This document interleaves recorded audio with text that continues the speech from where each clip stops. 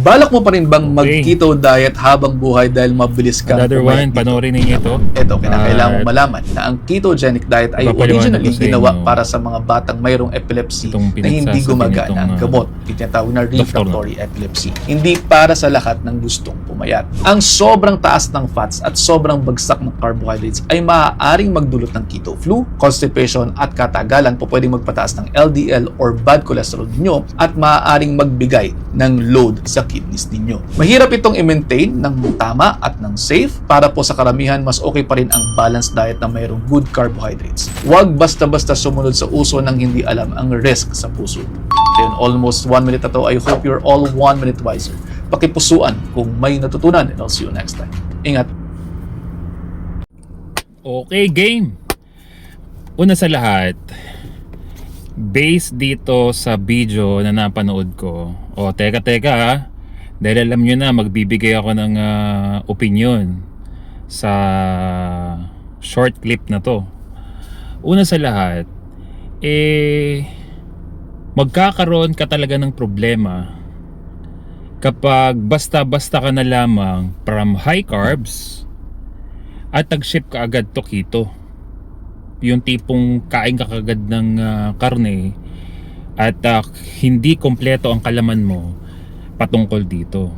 Tama yung sinabi niya, posible ka magkaroon ng keto flu and constipation, sapagkat ako mismo, nang hindi pa kompleto ang kalaman ko, naranasan ko yon. Pero nalaman ko rin kung ano yung dapat kong gawin para masustain ko yung lifestyle sa meat-based diet. Ang keto diet kasi ay meron siyang small amount pa na gulay, pero sa carnivore ay wala na talaga, zero plants na. So para sa mga nagiinit na dyan, nagiinit na talagang gigil na, mumurahin na naman ako after nitong video na to. Sa comment section, mapapanood ninyo dyan yung invitation sa akin ng Lobod District Hospital. Nag-discuss ako dyan about carnivore diet at kadahilanan yan kung bakit ako nakapag-talk dyan. Tinuruan natin, binigyan natin ng proper guidelines ang mga pasyente, ang mga doktor, at nasa conference hall nila ako.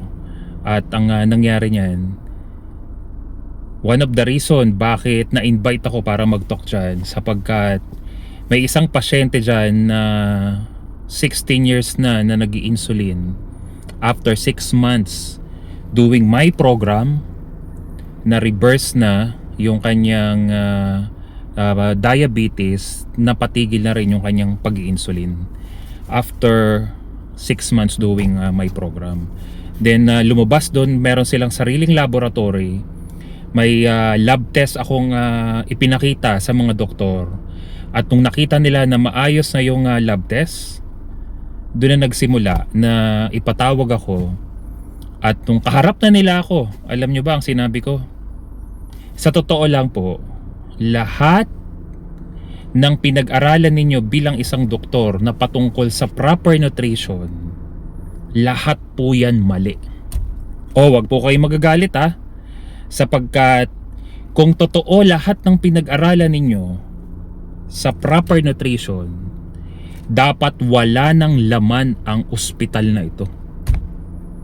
Kaya alam niyo po ba, after the presentation, even the head doctor ay nagpa-coach din sa akin, sapagkat nagte-take siya ng statin drug para mapababa yung cholesterol. Ipinaliwanag ko sa kanya how important cholesterol is, that our body ay nagre-reproduce ng 3,000 mg of cholesterol in a daily basis. Kailangan po natin ng cholesterol, hindi mo kailangang inuman ng statin drug. Then all of a sudden, in-update niya ako na naging maganda na yung health issues niya. Kaya paano ko nga i-connect dito sa doktor na to na pinagtitiwalaan ng napakaraming tao?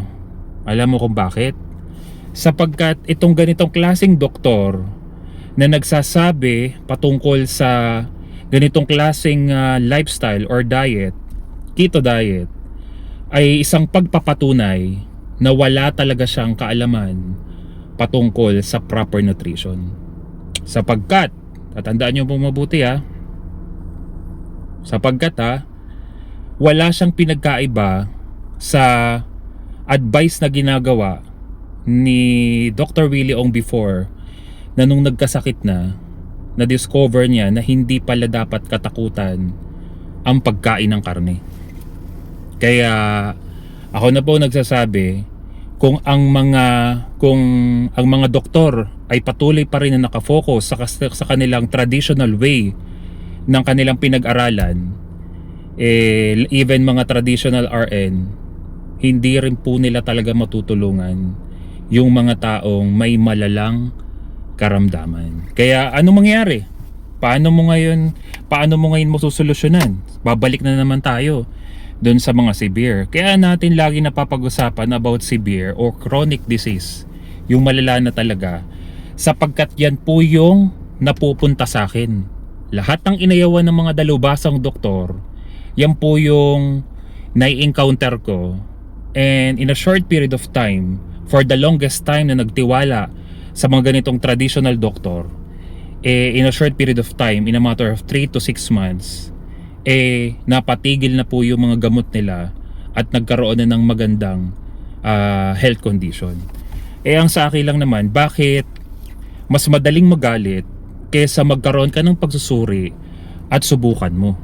Ganun lang naman yan Kaya mo pa siya nasasabi na tama pa yung ginagawa mo kasi wala ka pang malalang sakit. Pero once na nagawa mo ng lahat, nainom mo na lahat ng food supplement, nag-diet ka na lahat, binawasan mo ng kanin o anything, masasabi mo talaga, ano pa ba ang kulang? Ano pa talaga ang mali? Kaya ako masasabi ko, kung ang mga doktor po ninyo ay ganitong klaseng doktor na nakafocus pa rin talaga sa kanilang tinatawag na balanced diet or in moderation, imposible na po talaga, ako na po nagsasabi sa inyo, yung mga severe, yung mga chronic, imposible na po talagang gumaling. Sapagkat kapag ikaw bilang isang pasyente na may malalang sakit karamdaman at umiinom na ng mga gamot kapag ikaw mismo nagtanong sa isang doktor, Dok, pwede ba akong kumain ito? Dok, pwede ba akong kumain ng ganito? Okay lang yan, may gamot ka naman basta in moderation, basta make it balance. So ganun yung paulit-ulit lang ang nangyayari. So ang ending, na-control siya, pero hindi ka naman talaga totaling gumaling. Controlled lang siya. Pero compare sa karanasan na meron ako, na hindi kasing lalim ng pinag-aralan ng mga dalubhasang doktor, ano ang nangyari? Hindi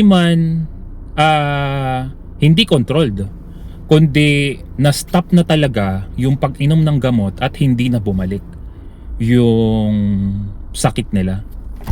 Kaya do sa video na to, pwede nyong pagbasihan how confident I am na meron akong sariling studies na galing din sa mga dalubhasang doktor na nag-train sa akin kung paano ba talaga in a holistic form matutulungan tayo. Sapagkat ito yung napag-alaman ko. Our body are not designed to eat plants. Our body are designed to eat meat, not plants. Think about it. God bless everyone.